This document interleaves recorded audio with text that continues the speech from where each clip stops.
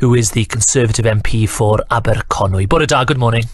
Bore da, James. You voted for 3 changes, I believe, to the Rwanda bill last night. None of those passed. They weren't accepted. If there are no substantive changes to the bill, will you vote against it as a whole later today? Well, James, we're only halfway through this committee stage where the bill is considered line by line. So there's still a whole day of debates ahead of us. And my approach, along with my colleagues, has been to say there are loopholes which need to be closed. There are measures which need to be tightened.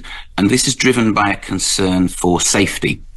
We have people standing on a safe shore in France who are putting their lives into the hands of people smugglers and risking their lives in flimsy boats in one of the busiest shipping lanes in the world. For me, that's not right. We need to put in place an incentive which makes them very clear that if they put their foot on a British boat, if they put their foot on British soil, they will not be able to stay here by default. Because that's their current expectation, and that's what's got to change. And you think that the bill, as it stands, isn't going to do that? It isn't strong enough? It isn't going to work? So, you know, we should take it then that unless there are changes to the legislation itself, you will vote against the whole thing? Well, let's be clear. The measures that are in place today are already making an impact. The number of crossings was down 36%. We're returning 95% of Albanians, etc. So there are measures in place, and that's because there is a will across the whole of the Conservative Party to tighten this up and stop the boats.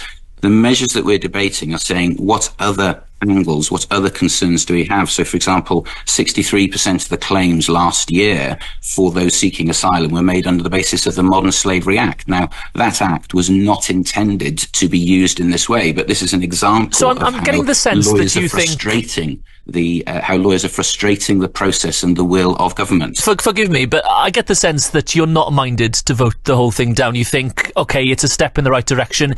It could be going further. I would like it to go further, but better this than nothing. I wouldn't say that, because as I've been doing politics at council and now at national level for over 20 years, and I've always tried to go into these things with an open mind, with questions, with some predetermined positions, if you like, but always with an open mind. And I have too much respect for colleagues, for the quality of arguments. Michael Tomlinson from the Dispatch box yesterday evening was making some very good points. So I'm always willing to listen, but I come back to this point, it's what will work. And at the moment, people are putting their lives at risk because they think that there's a very small chance only that they'll be removed from the UK. We have to remove that incentive to change their behaviour. That's what this is about for me. If enough Conservative MPs are not happy with the rest of this process today and are not happy that the changes have been made to the bill and then vote it down, if enough of them do that, this plan could fall. And it would be hugely damaging to the Prime Minister. Where do you think that would leave him?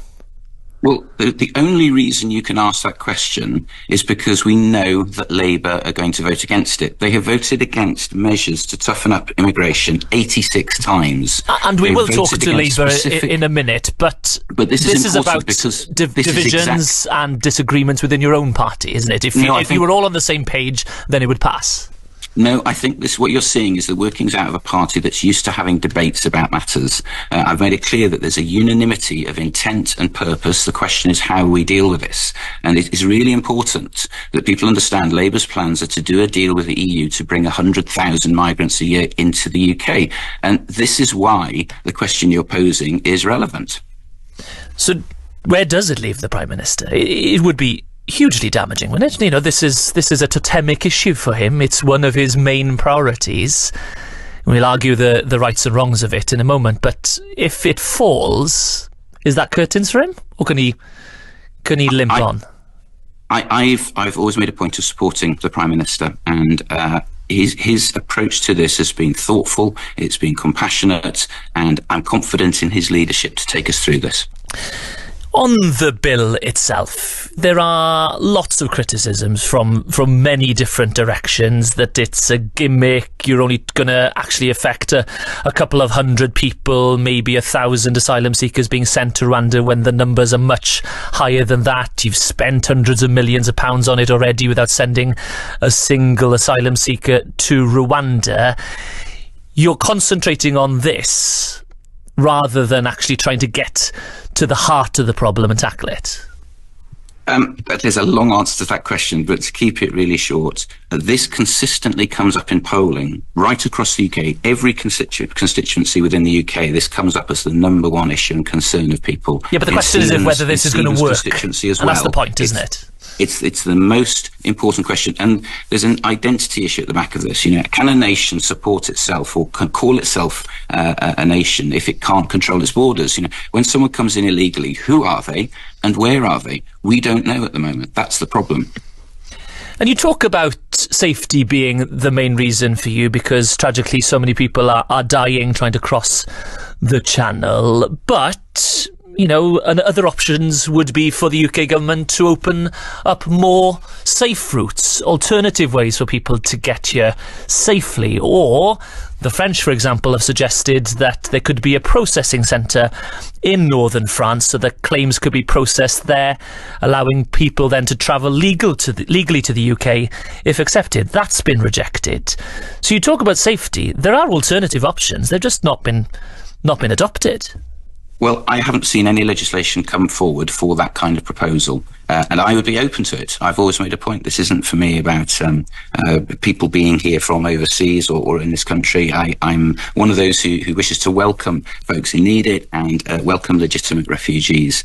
The point is that this is illegal immigration, which is putting people's lives at risk. And it's a risk to us too. There's a national security threat to us too. So these other methods, I'm open to discuss and consider them, but in fact what you've described sounds a lot like the Dublin III Treaty, which we had with the EU when we were in the EU, and that was ineffective. Okay. So there's a lot of work to be done. There's no easy answers to this, James, but there is a lot of work to be done still on that. Okay, thank you so much for joining us. That's Robin Miller, the Conservative MP for Aberconwy. Let's turn now to